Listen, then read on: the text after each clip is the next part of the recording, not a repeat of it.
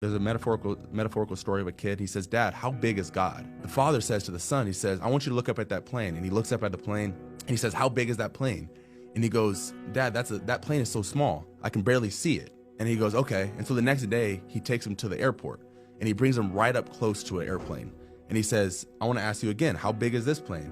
And he goes, "Wow, Dad, this is the biggest plane I've ever seen. And it's so loud." What the father says to the son is, this is the same way God is. So many people shake their fists in the air and get mad because they can't hear and they can barely see God, but they don't realize they're 400,000 miles away from him and they're mad that they can't hear or see him. God never gets bigger. He never gets louder. He's God. He is him. That's why it says, "Be still and let me be God." He never gets bigger. He never gets smaller. He's the same God. The only thing that changes is we draw near him. We get quieter. We sit ourselves down and say, "Father, I want to hear you." That's the difference is I began to